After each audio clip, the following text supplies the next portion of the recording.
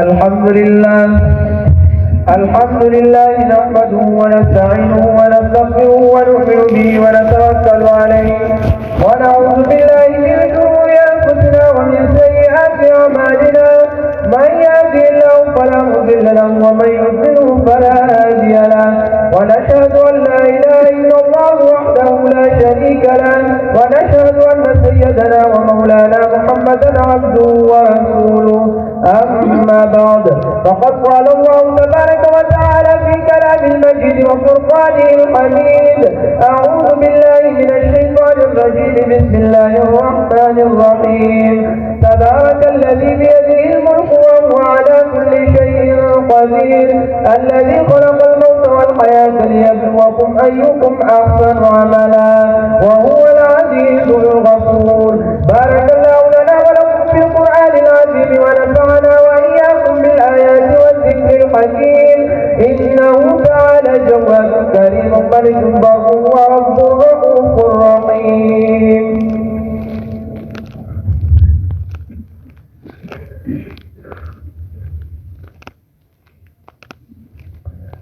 الحمد لله وكفى وسلام على عباده الذين اصطفى. أما بعد، إن الله وملائكته يصلون على النبي، يا أيها الذين آمنوا صلوا عليه وسلموا تسليما.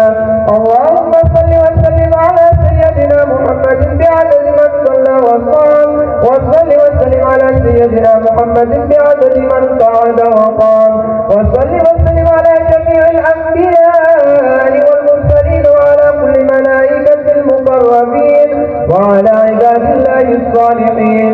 اللهم انصر من نصر دين محمد صلى الله عليه وسلم واجعلنا منهم، واخذل من خذل دين محمد صلى الله عليه وسلم ولا تجعلنا منهم. قال النبي صلى الله عليه وسلم: أرحم أمتي بأمتي أبو بكر، وأشدهم بأمر الله عمر، وأدقهم حياء عثمان، وأفضاهم علي، وفاطمة سيدة نساء أهل الجنة، والحسن والحسين سيدا شباب أهل الجنة، وحمزة وسد الله وسد رسوله.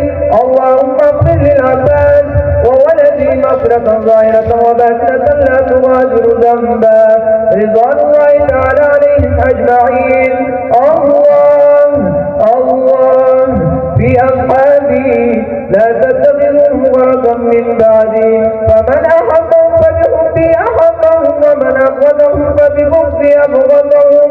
عباد الله رحمكم الله، إن الله يأمر بالعدل والإحسان وإيتاء ذي القربى وينهى عن الفحشاء والمنكر والبغي، يعظكم لعلكم تذكرون. اذكروا الله تعالى يذكركم وادعوه يستجب لكم، ولذكر الله تعالى أعلى وأولى وأعز وأجل وأتم وأهم وأكبر، والله يعلم ما تصنعون.